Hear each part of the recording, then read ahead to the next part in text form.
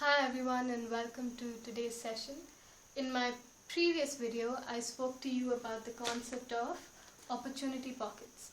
Now, I use that term opportunity pockets in replacement for terms like negative patterns, fears, insecurities, pain, suffering, etc. so that we could shift our focus by shifting our vocabulary. Now, in today's video, I will be talking to you about the extreme necessary importance of spiritual practice, especially during this time or these times when you face yourself or come face to face yet again with an opportunity pocket. So let's just see how that's possible. Alright, so starting from the beginning, let's introduce the sheet, alright, that says tabula rasa. Now the concept of tabula rasa is that when we were born, our mind was a blank slate. Alright? There was nothing there except pure awareness of things around us. Alright? So there was no conditioning because there's no experiences yet. So this is the state of our mind when we were born. Alright? Now, as we grew up or as we started going through life, we had our experiences, our conditioning, our belief systems, our fears, the things we were asked to consume, television, advertising, competition, and the list keeps going on. Okay, and that predominantly became our mind.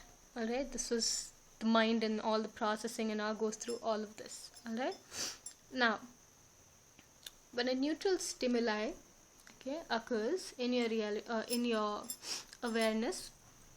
Suppose, for example, someone said something or didn't say something, or someone refused to sit next to you on the bus, or someone complimented you but you felt the compliment, or just someone said something to you, whatever. The stimuli has no meaning as of now. Okay. Now the meaning to the stimuli is given when it starts getting processed in the mind. Alright.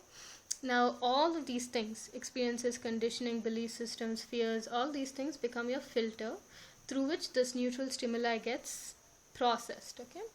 Now after processing all of this, it produces a response, right, which is your unique perception of reality. Right. Now the reason why I've said that our mind is a predominantly negative place is because of the way that we've been brought up and the way that we've perceived or told or been told to perceive our reality. Alright? Now, given that the mind in many aspects of its being is a predominantly negative space, when a neutral stimuli, okay, say someone made you okay, let's just say someone said something. Alright, as simple as that. Someone said something.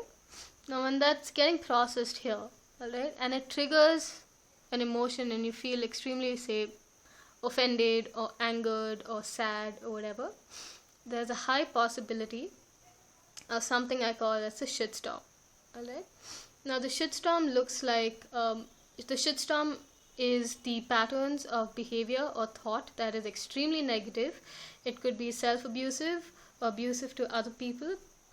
These could be, sudden your fears shoot up, your insecurities shoot up, you start, very bad negative self-talk, you feel inferior, helpless, worthless, whatever is the resistance, that becomes the shitstorm. Alright. Now, when enough focus and importance is given to the shitstorm and you start believing a lot of what you tell yourself in this shitstorm, this becomes your filter through which you perceive reality. Alright. And this reality is highly obscured from the truth. It is very far from what is actually happening. Okay, so you begin to assume things, you begin to form your own understanding of things, you begin to say, okay, this person said this to me, or this person didn't sit next to me on the bus because I am ugly, or I am not worth sitting next to, or whatever. It's a high possibility, and happens to a lot of us, is that you begin to think really negatively. So you take signals through your existing filters, okay, and it creates a thought process and perception of the situation which is very far from what is actually happening. Okay, Now what we end up focusing on is all the bullshit or all the crap, alright, instead of the beautiful things that are actually happening around. Okay, and this happens to a lot of us. Think about the last time that think about the fact that you can remember someone insulting you, the last time someone insulted you, but you can't remember the last time someone complimented you. And that pretty much shows where our focus is. Alright? So this mental sabotage or abuse will have a major impact on your potential for greatness, which you have innately within you. And what happens, okay, and for those of you, if you are someone or you know somebody who's in this negative loop all the time, who is perceiving the world in a very negative way, for people, if you feel, or if you know someone who feels this way, that projecting your anger to other people around you, to your family or your friends or your co-workers, projecting your anger in hopes of gaining sympathy or attention, or that people would recognize your suffering and your pain by you telling them that you don't know what I'm going through, that my life is hell, that I'm going through a horrible time, that I want to shift my brain somehow so I don't have to deal with myself. If you think spewing that venom on other people so they would notice you and give you sympathy is going to work, then I got news for you that it's not going to work. At best, it's actually, you're going to lose the people who are close to you. You're going to sabotage your relationships, and you will sabotage your relationships with the people who were lending an arm to help you out. Now, you must realize that everything that goes on this channel, on Synchroshakti, every word that I've ever said on this channel has come through experience. Now, I may not be as old as many of you, but I have done 22 laps around the sun, okay? And in these 22 years, I've had, life has been extremely eventful, and through these learnings that I've had, wherein I've been able to reconstruct myself, okay? Through these learnings, I take these learnings out to you guys through this channel, given the fact that the world is at its highest level of clinical depression, okay? Given the fact that I feel that perhaps I could be the light to someone else, because a lot of people were the light to me. I know that if you, given experience, if you think that spewing your venom on other people while you are in this negative loop and constantly being destructive to their energy will get you attention and sympathy, you're wrong. Alright? The point of these videos is to allow you to be uplifted and inspired. Alright? Now, talking about upliftment and inspiration, the importance of spiritual practice, especially when you're in this space of the opportunity pocket, is so that you can assess the negative while still maintaining a constant focus on the positive, alright? While having a balance of both the light as well as the lack of light,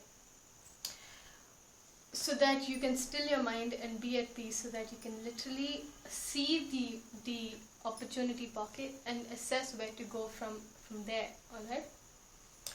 Now, overdoing either side, okay, or focusing only on the darkness or focusing only on the light is not going to help you grow or reach your potential at all, okay?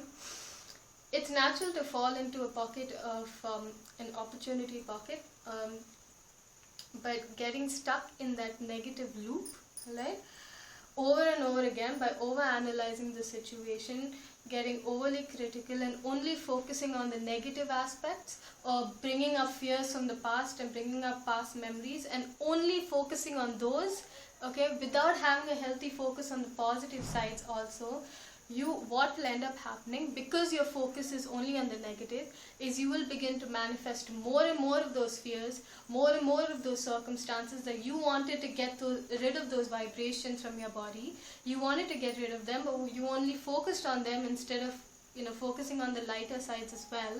So you just manifested more of those things, right? You must learn to work on your shadow self, but also maintain a healthy balance with the light side. Now what I mean by that is to have an understanding of your own breath, to come back to the body, okay, not just stick around here, but also to come back to the body, come back to the present moment. Smell some flowers, right? Some flowers. Listen to some light music. Think about all the awesome, beautiful things that are going for you, which is a lot. If you can, like I said in my previous video, when it comes to gratitude, each of us have more than 100 things to be grateful for just in the second itself on our planet. So do these things, because the power that lies within you would be at its optimum when both the light and the lack of light, also known as the darkness, is balanced. Alright?